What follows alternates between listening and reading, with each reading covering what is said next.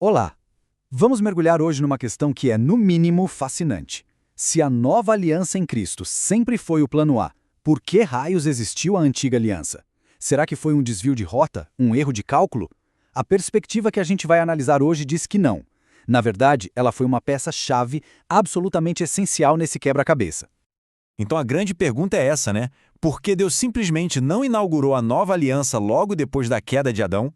Para que todo aquele intervalo de séculos com um sistema super complexo de leis, de sacrifícios, de rituais? A resposta que a gente vai explorar aqui revela uma lógica, olha, surpreendente por trás de tudo isso.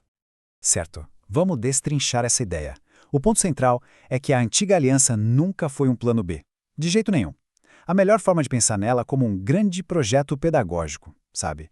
Um processo de ensino cuidadosamente montado para preparar a humanidade para algo muito, mas muito maior.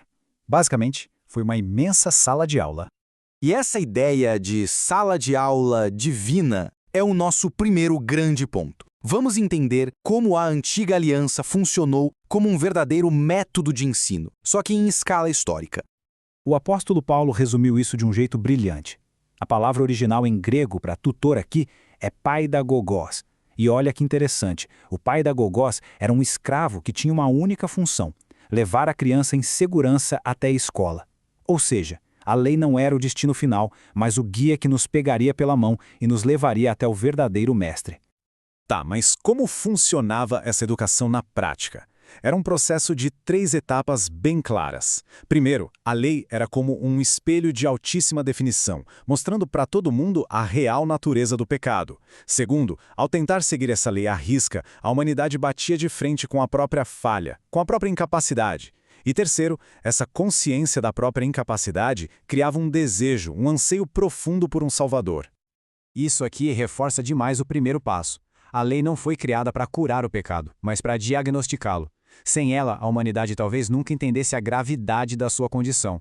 A gente poderia achar que o pecado é só um deslize, uma coisinha boba, e não a fratura profunda que ele realmente é. E é aqui que está o pulo do gato. A graça da nova aliança só tem aquele impacto total, transformador, quando se entende a seriedade do problema que ela veio resolver. Sem a escola da antiga aliança, a chegada de Cristo e o significado da cruz seriam mensagens sem contexto, sabe? Sem a urgência e a profundidade que elas realmente têm. Mas a antiga aliança foi muito mais do que só uma escola. Ela também serviu para montar o palco para o maior drama da história da humanidade, a redenção. A nova aliança não surgiu do nada, num vácuo. Ela precisava de um cenário. E esse cenário incluiu uma linhagem bem específica, de Abraão, passando por Davi, para que o Messias pudesse ser identificado sem sombra de dúvida. Incluiu também centenas de profecias que, como setas, apontavam para uma única pessoa. E ainda estabeleceu uma nação inteira para ser o teatro onde essa história toda iria se desenrolar. E uma parte simplesmente fascinante desse palco é o conceito de tipos e sombras. A antiga aliança estava cheia de símbolos que eram, na verdade, um trailer de uma realidade muito maior. O cordeiro sacrificado na Páscoa, por exemplo, era uma sombra de Cristo, o Cordeiro de Deus. O templo físico era uma sombra da presença real de Deus com seu povo, que hoje é o corpo de Cristo. E o sumo sacerdote, uma sombra do nosso único e grande sumo sacerdote, o próprio Cristo. Isso deixa tudo muito claro, né? Cada história, cada ritual, cada lei da antiga aliança foi adicionando camadas e mais camadas de significado ao que Cristo viria a fazer. Sem todo esse pano de fundo, a cruz seria só mais uma execução romana e não um sacrifício definitivo que cumpriu séculos de promessas. Bom, e se a antiga aliança era uma preparação, isso nos leva a uma conclusão bem lógica. Ela não foi feita para durar para sempre. Tinha um propósito bem específico e, por consequência, um prazo de validade. A própria Escritura usa uma linguagem, bem forte para descrever essa natureza temporária.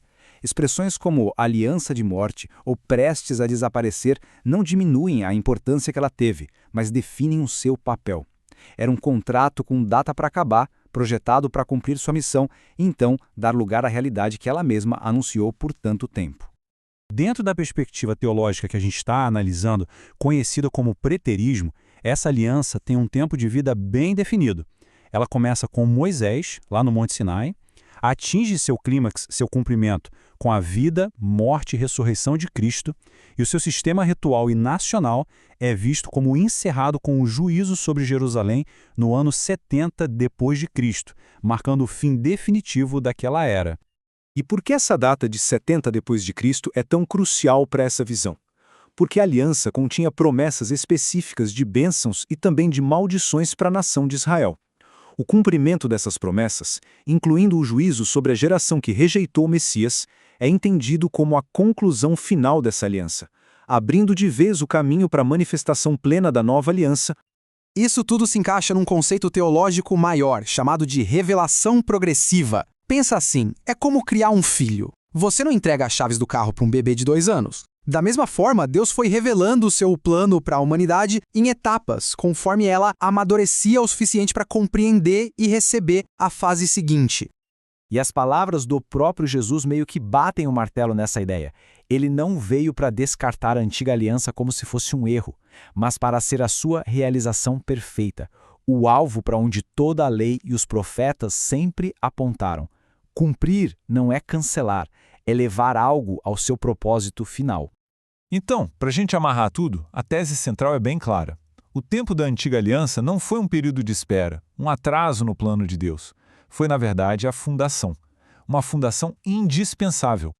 Portanto, o ponto crucial é este. A antiga aliança teve múltiplos papéis, e todos eles foram essenciais. Ela foi pedagógica, nos ensinou. Foi preparatória, montou o palco. Foi profética, apontou o caminho. E foi reveladora, tanto da profundidade do nosso problema, que é o pecado, quanto da perfeição da solução, que é o Messias. Sem essa fundação, a mensagem da nova aliança perderia toda a sua força, todo o seu impacto.